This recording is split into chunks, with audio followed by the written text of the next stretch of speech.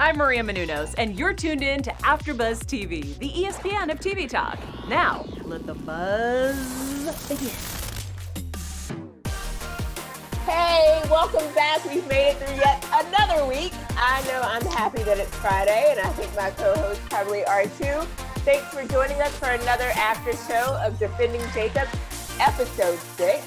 Wishful Thinking. I'm Latoya Blakely, your host, and I'm joined by my amazing co-host, Kay Montgomery, who is our human development and school counseling professional. Welcome. Hey, how's it going? And we also have Elgin Ball, who is a huge Chris Evans fan. Hey, what's up, guys? That means he's really excited to be here. No, I am, though. I'm trying to hold it in because I'm ready to just. There's so much to talk about. All right, well, let's just jump right in, y'all. Today, we are going to be talking about Duffy's olive branch, Patz as suspect 1B, and then the doctor's report. We also have a special segment brought to us by Kay. We have news and gossip brought by Elgin. We're going to have some predictions. So let's just jump right in with overall thoughts. Elgin, let's start with you. What did you think about this episode? It was a lot of family drama. I thought it was crazy. I like this episode. I thought it was very well paced, and they dropped in a couple of gems here and there as well. I'm kind of mad we didn't get to see Sarah, but that's all right. I feel like we're gonna see her towards these last two episodes. But this episode was exciting. It was kind of thrilling too in some parts. So, Kay, what do you think? Yeah, I agree with Elgin. A lot of suspense from Laurie being chased in the car and trying to figure out who was driving the car, to them going to Patz's house and, serving him the warrant and searching his apartment, to them getting the cell phone and finally being able to look through that. There was a lot of on the edge of your seat, what's the reveal moment happening this episode. Mm-hmm. I really like this episode as well. And something that's kind of a theme that's become apparent to me in this episode was really the strength of the women in this series. And it's not a show that's really necessarily about the women. I mean, the show is about Jacob and Andy and really this family protecting their son, but Detective Duffy and the defense attorney and Laurie, to me, they all really shined in this episode. So I enjoyed this episode, and I feel like there's a lot for us to talk about. So let's just jump right in, starting with that olive branch that Duffy offered Andy that caught me by surprise. I thought she was done with him. And then in this episode, she was beyond friendly and did way more than what was required of her. And I even started to suspect a little is there going to be more than friendship? So I just want to know what y'all thought about Detective Duffy and Andy this episode.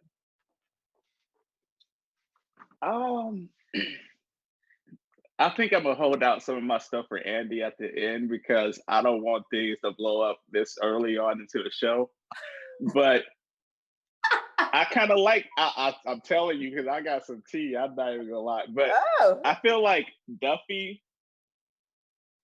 It was kind of weird that she extended that olive branch, definitely, especially because of what last happened. She was rolled off on dude. She was like, "I'm gonna give you this last type of information. I'm leaving," and then for her to extend an olive branch out of nowhere, I don't know if she felt sorry for him or whatever. It was just kind of weird. It was kind of upsetting. So I don't know. Yeah, I think the whole situation with everybody being really acting very odd about his dad and being super shocked at it and kind of scandalizing it. I think that part is a little overblown for me. I'm just what's the big deal? His dad's in prison. I don't know why it's so big, shocking news for everybody. I did like that Duffy came out and she alluded to the fact that she had divulged that to Chris before, that her brother had been in jail or, had gotten into some trouble.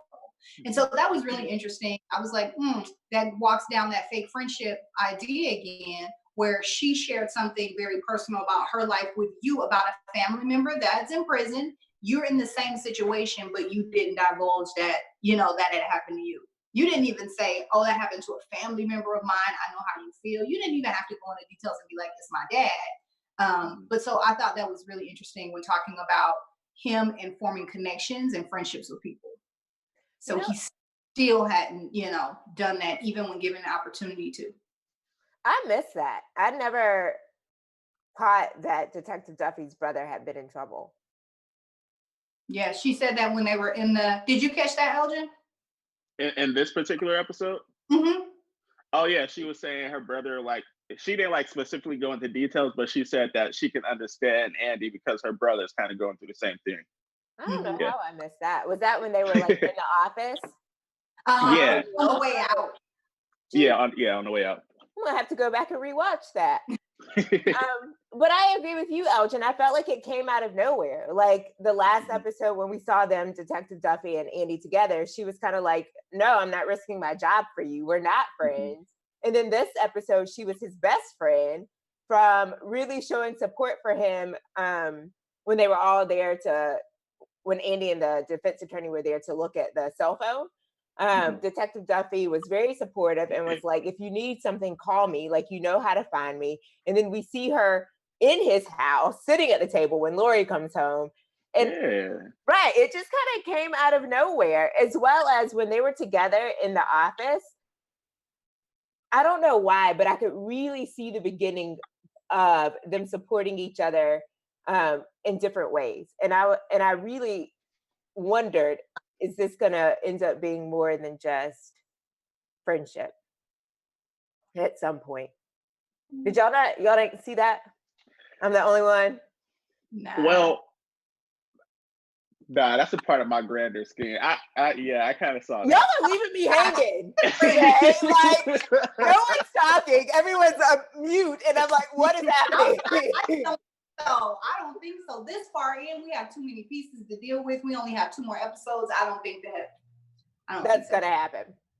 Okay. So you just thought she was being a good friend. Yes, I think in light of certain situations, like, I think that she probably doesn't like Neal. It seems like kind of nobody likes Neal. Neal is terrible.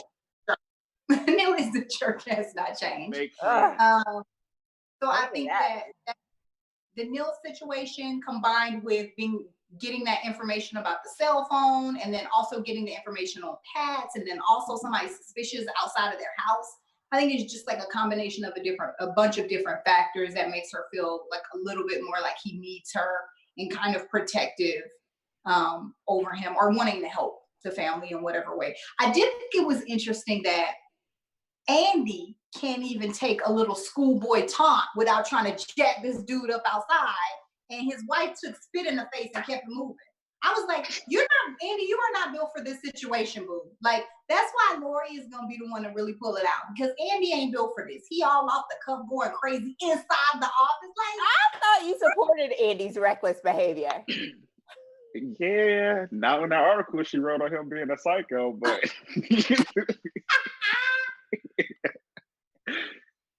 I was just like, that's sociopath behavior, that recklessness. That's what you doing? So stupid. He was frustrating me this episode. That's really so funny. He was really working my nerves. I know y'all with him when he shake down teenagers. I find that amusing. But this episode, I was like, keep it together. Nah, he was doing too much. Turn of events. But we're talking about like unexpected places of comfort and support, right? So to me, Duffy was an unexpected place of like comfort, support, and friendship.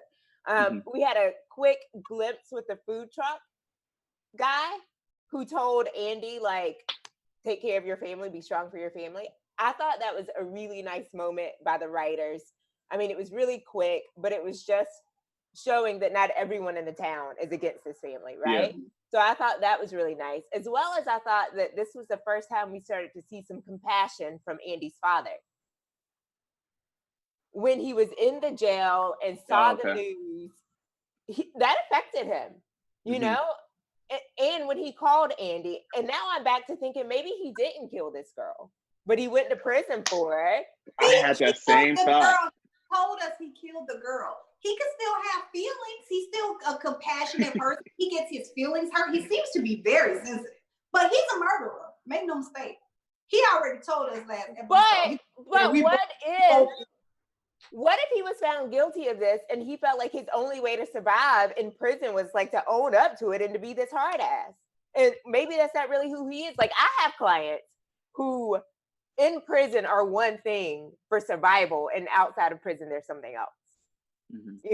So it was just for me in that moment, I was like, okay, well, maybe he really didn't kill this girl, and that's really, now by no means do I think he's a good man. Like, we've seen the way he treated his son when he was 5 years old and came to the prison to visit him, but I do wonder how much of it is truly him and how much of it is what he's had to become to survive where he is.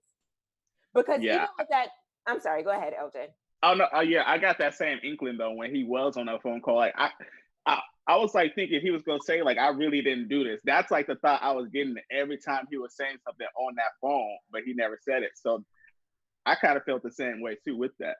Yeah, and even with the news story, when he was watching it in the prison, the people around him was like, yeah, like murder son, murder grandson, and he was kind of, he's like, right, like, ooh, not quite. Because he's disappointed in what he had wrought. That's laid at his feet. If you were there, I'm thinking he was thinking if maybe he was there, had been a better father or whatever, even though Andy has made good for himself. Yeah, I mean, I thought it was really weird that the picture that they showed, this is just a total random thing, but I was like, why the picture that the news had is a current picture of the dad? You don't take update pictures in prison. Like, they wouldn't have an updated picture of him. They would have a picture when he got booked when he was like 27. Like, why is that picture not up? I just thought that was weird. That was just an aside. That's interesting. Update glamour shots in prison. Why do they have a comedy up? Anyway, I thought that was so interesting. Okay. That's on props or whatever. Before we move on, I just want to take a moment and thank all of our viewers for watching. We could not do the show without you. We appreciate you showing up, watching, listening. Leave us comments, 5 stars, thumbs up. Let us know what you're thinking. I know that we love watching the show and we love showing up to talk about it. And so thank you for watching. Andy is on a path to clear his son's name. And he gets another unknown phone call, but this time we find out who it is. And we already know who it is. He found out who it was, which leads to the meeting between Matt and Andy, which then puts Patz back in the spotlight. What did y'all think about that part of this episode? Oh, you know me from last episode. I was so excited to see Matt again. I was like, Matt! What did he win last time? The Oscar? You said he was an Oscar. A whole Emmy. Matt in this here situation. Okay, let me just say that I did say in episode 4, he should have just went to Matt with money. Oh. You did. I tell that? And y'all was like, that's dirty. But that would have been tampering with a witness, and that would have come back to bite him. Oh, because they even asked that question. I thought Matt was gonna tell. I was like, "Oh, Matt, don't tell that he went to your house and cussed you out, like, please." Yeah, I was like, I was glad to see Andy's boss kind of pulling for him. Could you feel that? Like, she really wanted to, like, okay, yeah, let's go check out Patz. You know, she was kind of like, because Neal was like, well, I don't have to see him, blah blah blah. But I thought it was really vulnerable. The story was shocking. I mean, that's when I'm not calling it a story because I don't think it's true, but he, what he told, the information he divulged about letting Patz basically assault him, that whole situation just blew my mind. I was like, what? I could have never guessed that in a million years. And the fact that he was getting money for it, and like, oh, it was just such a sordid situation that just broke my heart.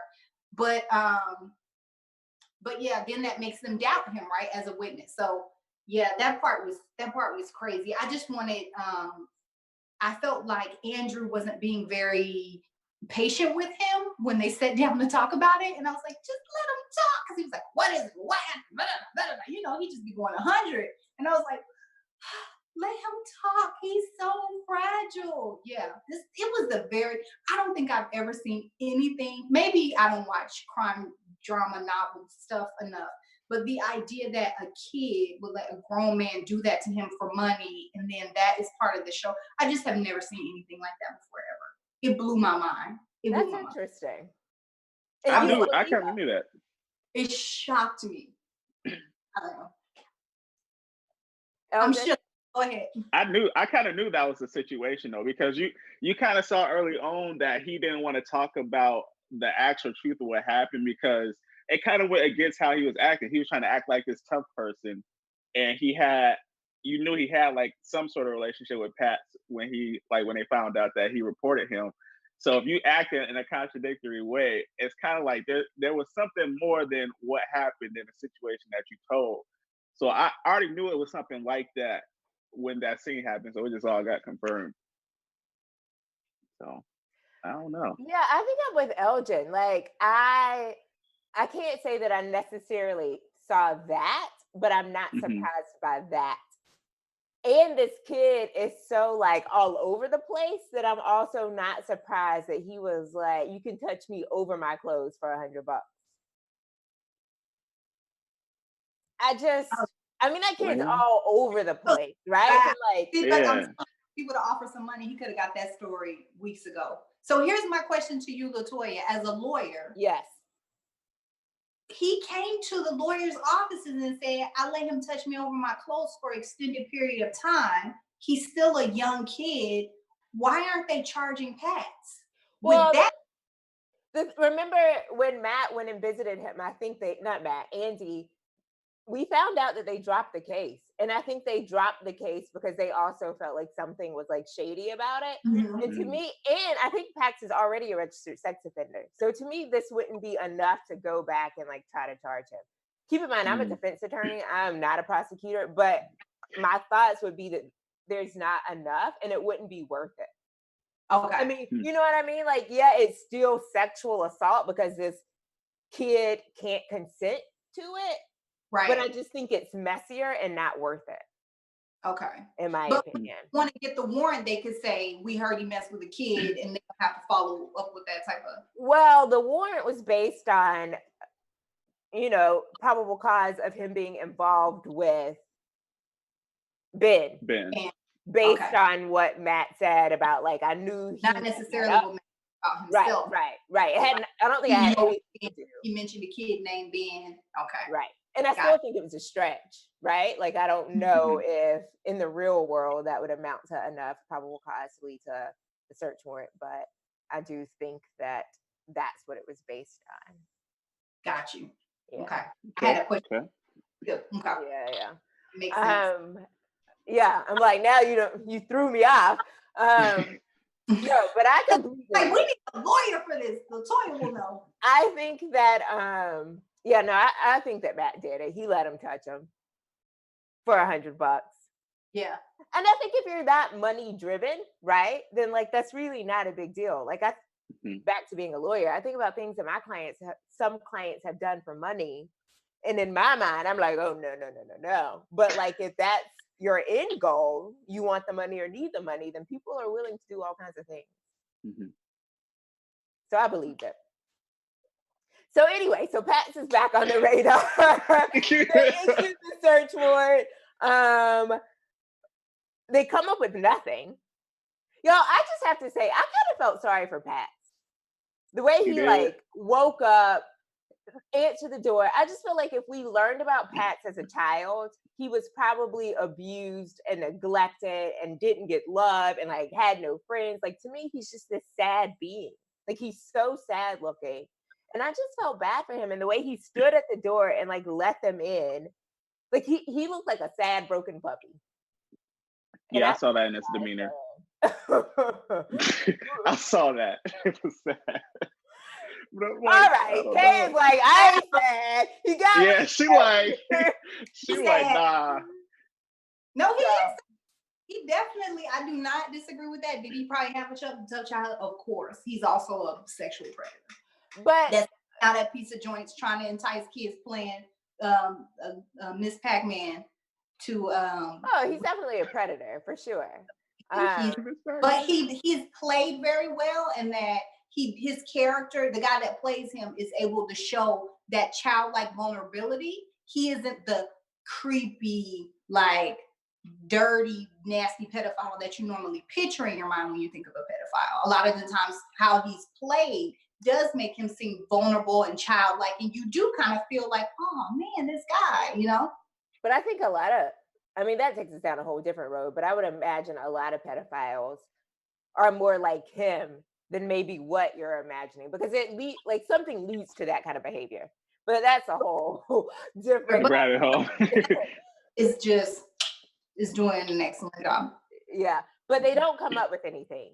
And so I think that as far as like the DA's investigation, Patz is no longer on their radar. Detective Duffy says, basically, I'll kind of keep looking into this.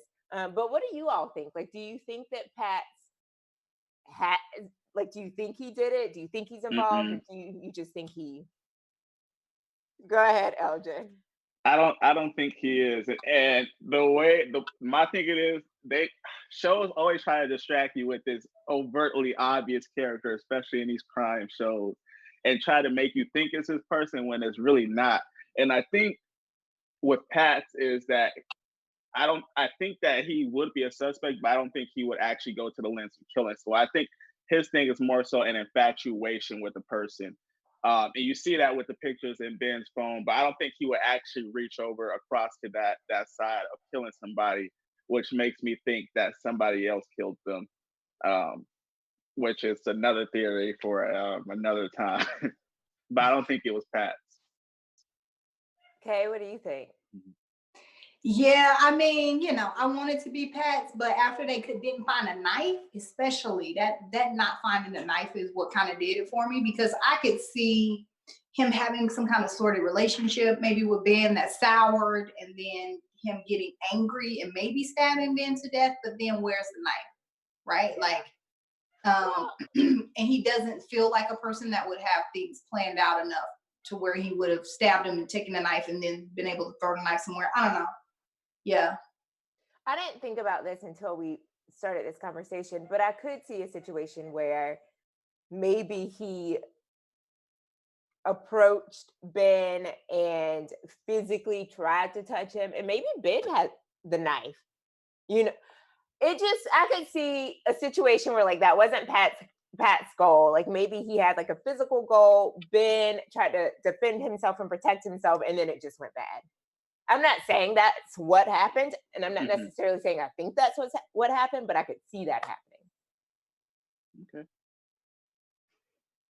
Okay. On we go. On we go. So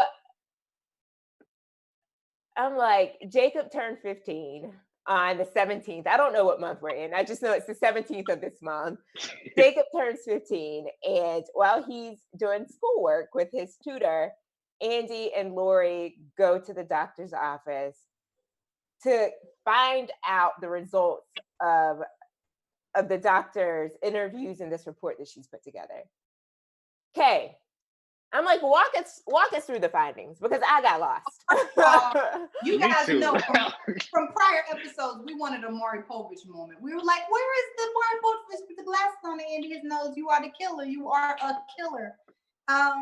So they're in Dr. Vogel's office, and she is doing like any great doctor will do, who has a report for you with a bunch of different moving pieces. In school, we have things called Iep Reports, where we go over with students if they have like special learning plans or any type of like depression issues, things like that. The whole team gets together, and this is like the way of the professional, is to never give you the full results. You got to read the 2,800 page packet. You have to come up with your own, decision. I'm just giving you the results type of deal. So her, continually pressing Dr. Vogel on like, basically, was he capable of it? I was just like, lady, like that's not her job at all. It's your job to take the data that she's giving you and then decide, which, I mean, I think we all know that Laurie has already decided. Like, she thinks, I think she's hoping that he's innocent, but she at least thinks that he's capable. Whereas Andy doesn't even think he's capable, period, right? So we learn that they don't have the murder, the MAOA, the murder gene, because that passes through the mom. And I was just kind of like, why didn't y'all tell us that a long time ago? That seemed confusing. But going through the report, flipping through, she could see different things. Like, he's antisocial, manipulative, can be violent. All of these really interesting things that I thought when she read through them, I was like, is she realizing that this also is describing Andrew to a certain extent? And then Dr. Vogel says, basically, whatever this different gene is, all the Barber men have it, which felt kind of anticlimactic because it really doesn't prove anything. But like she said, it's a mitigating factor just in case he does get found guilty, then they can go back and basically say he get it from his daddy. So I don't know. I thought that whole situation is interesting, but just kind of strange, for lack of a better term. Like the idea that you're going to use that as a mitigating factor that is in his genes if he gets, I don't know. What were your guys' thoughts about the whole, it feels very eugenics to me, about that whole idea of something that's behavioral being a quality that can be passed down, and for something so behavioral such as committing murder. You know what I mean? Just because you're antisocial and violent and manipulative doesn't mean you're going to be a murderer. I'm a great person. No, I'm just kidding. What are your thoughts?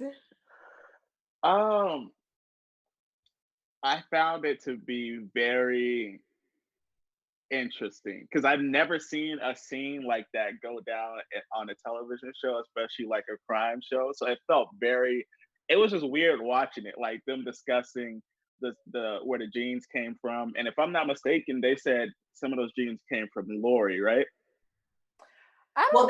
Murder gene runs through the mom, I thought. But I thought they said Andy had that gene. I thought they said that Andy and his dad had the gene, but that Jacob didn't have the gene, the murder gene. Oh, I believe, I think I think so. There was a lot of information though. Like that's definitely something I could go back and rewatch. Yeah, that's why I was like trying to like think in my head, okay, well, they said from the mom this and then from the dad this. So I'm like, so what does he have? I know for sure that they said that he lacks a certain amount of empathy. He's very violent and all these other things. So in my opinion, I feel like all those things are true, which is why in my mind, I think he's the killer. But yeah, I just found that scene to be very interesting. It was just, I've never seen that go down on television before. You know what? I was waiting for them to say, and based on the test that we ran, Andy, there's no way that Jacob is your son. Like that's what I would have. That would have been. I would not be here. That's exactly what I thought was going to happen. I was like, what? Come on now. But Laurie out here cheating. That is what I thought was going to happen. But I was very confused. There was a lot happening and a lot to be processed. Mm-hmm. I actually applaud Laurie for taking an honest look at her son. I think so many parents just want to believe that their kid is nothing but the best and my child isn't capable of that. And Laurie's like, I hope and pray he's not capable of it, but I know what I've seen in my child. And so I kind of understand her pressing the doctor. And to me, it's clear that the doctor has an opinion. She's just rolling with that excuse of like, that's not my job to answer that. So I don't have anything to say to you. That's like, that's like part of her oath. She can't professionally diagnose and give her opinion. Sorry, go ahead. But I mean, the whole point of this report was to help them in trial, right? So that if the prosecutor brought up the murder gene and tried to say that Jacob was genetically, I guess, predestined to be a murderer, then they would have this report and this information to say, like, no, he doesn't have that gene. But it does seem, based on Laurie flipping through the report, that there is a lot of damning diagnoses in the report that do lend to Jacob potentially being violent and or hurtful to people around him. And I also thought it was interesting that Jacob so wanted to know the results of the report, as well as his reaction when Laurie told him that he did not have the murder gene. Did y'all have thoughts about any of that? Yeah, I thought that was really interesting. I think the key piece for me is that he lacks empathy. I think that's, for me, where the real trouble lies. Because of course his dad doesn't want to believe anything. He's like, that's a teenager, that's a teenager. But when it comes to a lack of empathy, that's not a teenager thing. Like, children learn empathy super early. And so for him not to have that is a big deal. And for him not at any point throughout this whole process to not once worry about Ben, Ben's parents, Ben's family, Ben's friends. He's only constantly worried about himself, right? And how he might be perceived. And I thought it was interesting that he did say, basically something when his dad went off on him for being on the computer, being online. And he was like, what is wrong with you? You know, and he said, there's nothing wrong with me. I think if he is innocent, I think his struggle now is that he saw someone dying, flipped them over, and kept moving. You know what I mean? That lack of empathy, that like monstrous side, maybe he's had some delusions of murder, or he's thought about killing Ben before, even though he didn't do it. The idea that he found him and he was dead and he didn't help him immediately or come to his aid or tell anybody, I think that is what he's struggling with now. And so that whole like, am I a monster? Do I have the murder gene? Does me essentially lacking empathy and helping him say something greater about who I am as a person? I think that's what he's struggling with if he is truly innocent. Yeah, well, he's definitely not struggling with killing Ben, because I mean, the guy, first off, I can list so many things on here. One, the guy watches cutter porn. Two, he called Sarah a hoe, essentially, without even caring about her feelings.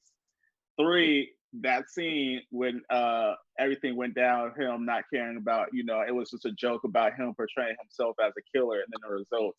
It's just so much evidence stacked up against him, and it's like the show is trying to make it seem that it's not like him by like throwing all these other oddballs at us. But my mind is convinced, like my mind is dead on that this kid killed Ben at this point.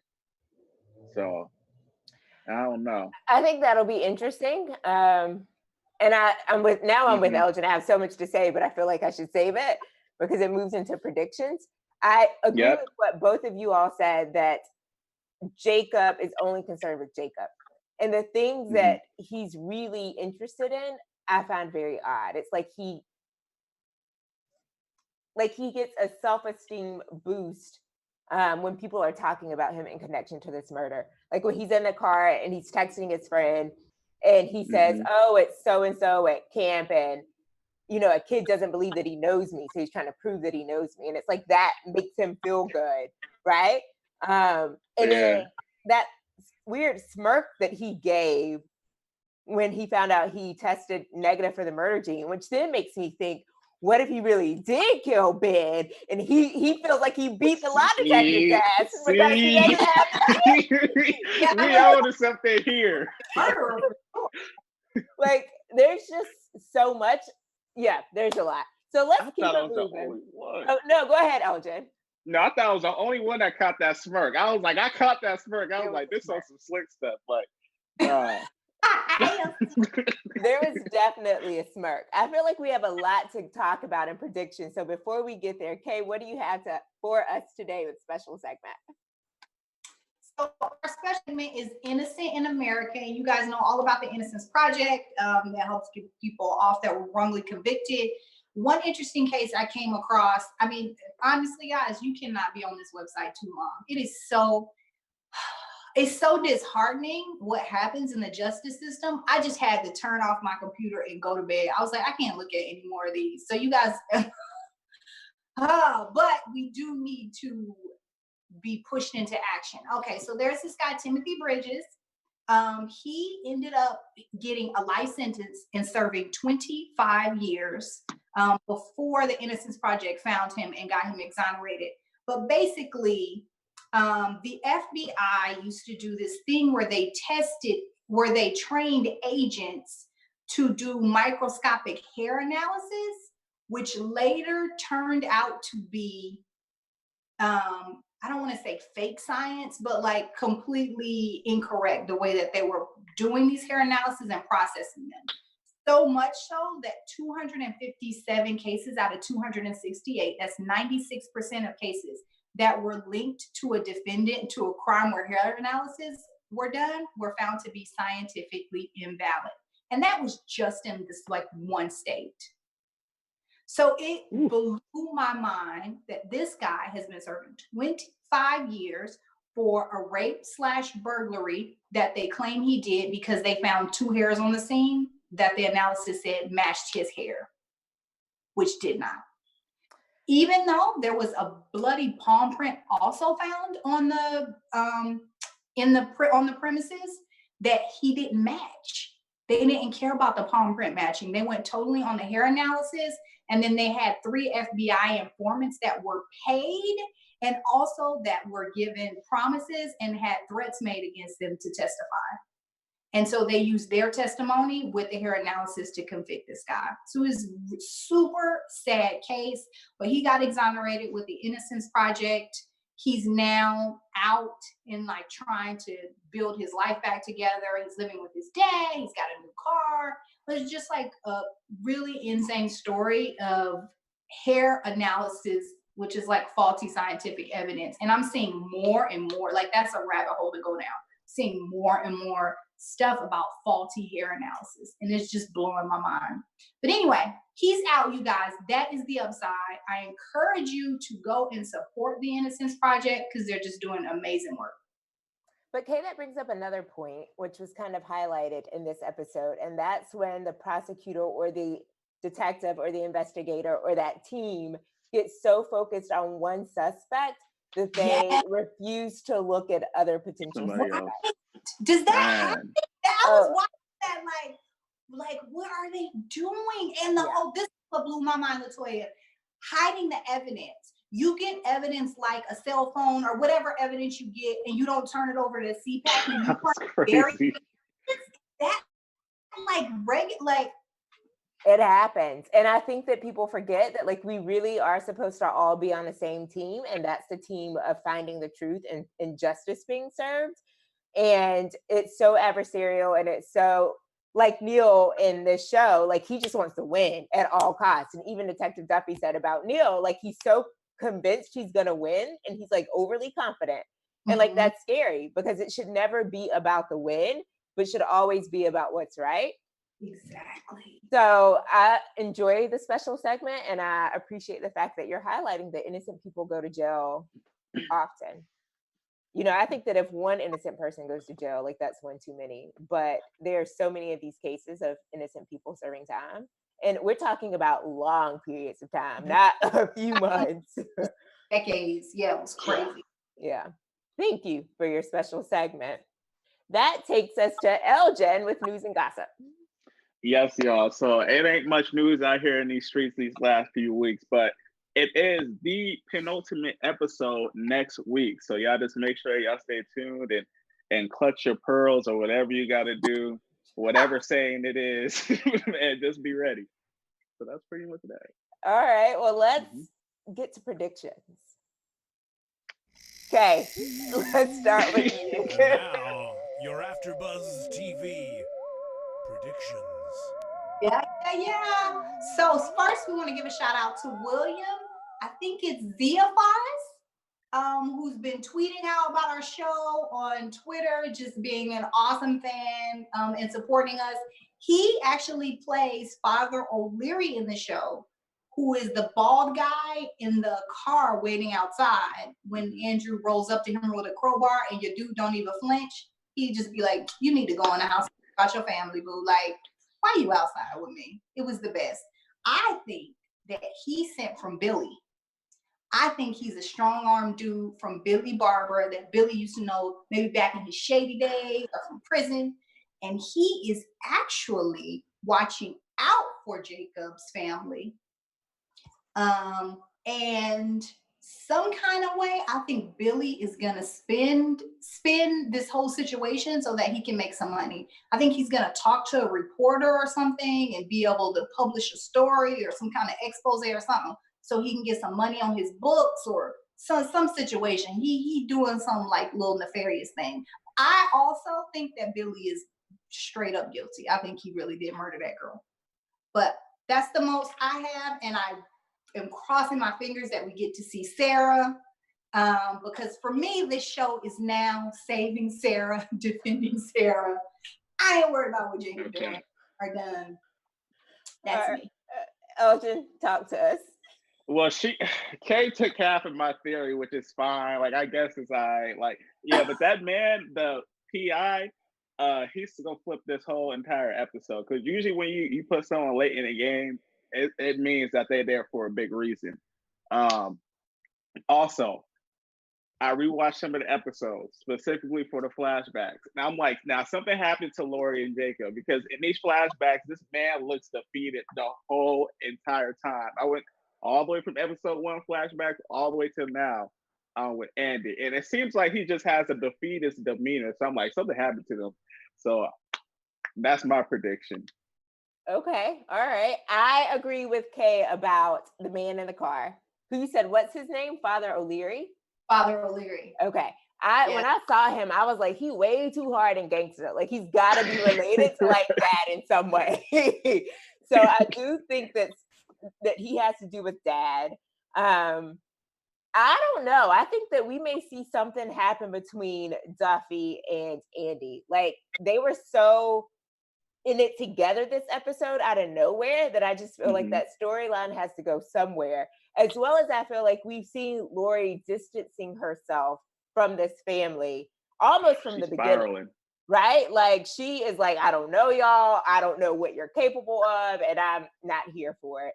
And Andy is just a loose cannon. Like, I've said this every episode. He's always angry. He's jacking up kids. He's, lying about investigations. Like, something is not right with Andy.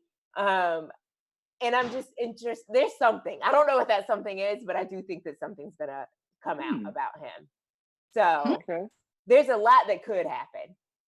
And I think he's innocent. I'm like ready for next episode. You know what we didn't get? Me too. When Duffy says to him, I believe you would have done the right thing. And he says, no, if it was me, I would have buried that phone too. Nobody would have found out about that phone. Remember when they were at the police station? And so I was just like, that's really interesting. Like, Duffy sees the best in him. Who really knows the real him? Like, does he even know himself? Is Duffy right about him, or is Duffy wrong about him? Like he said to her, I would have been just like Neal. I mean, he did train Neal. Oh yeah, so, when he said that, it just made me think he's another dirty prosecutor. Yeah. Which is what we went back to earlier. The fact that they're willing to do whatever it takes to win instead of doing the right thing. Yep. It's going to be more dirt from him next episode. More dirt. Andy is interesting. On that note, where can our viewers find you? You can find me on Twitter and Instagram at HostKay, HostKay. Also, I do a live tweet along every week. So make sure you check that out. And we hitting a ton of memes. And I also wrote an article for AfterBuzz TV about why Andy is a psychopath, you guys. So come and follow me and read it. Did you say other after shows where they can find you? You can find me on the Black Hollywood Reporter, and that's on every Monday. Nice. All right. You guys can find me on Instagram and Twitter at Elgin_Ball. And I'm also be live tweeting about defending Jacob. And you guys can find me on the Avatar, Black Twitter, and Reno 911 after shows as well. I'm Latoya Blakely. You can find me on Instagram at Latoya_Blakely, Twitter at Blakely Latoya. I am also on the after show for Bravo's Camp Getaway. It is Tuesday. Well, yeah, we tape Tuesday nights. I don't remember what time right now, but just check us out. You can find us. Thanks for tuning in. Have a wonderful weekend, and we will see you next week. Buzz you later. Our founder, Kevin Undergaro, and me, Maria Menounos, would like to thank you for tuning in to AfterBuzz TV. Remember, we're not just the first, we're the biggest in the world, and we're the only destination for all your favorite TV shows. Whatever you crave, we've got it. So go to AfterBuzzTV.com and check out our lineup. Buzz you later. The views expressed herein are those of the hosts only and do not necessarily reflect the views of AfterBuzz TV or its owners or principals.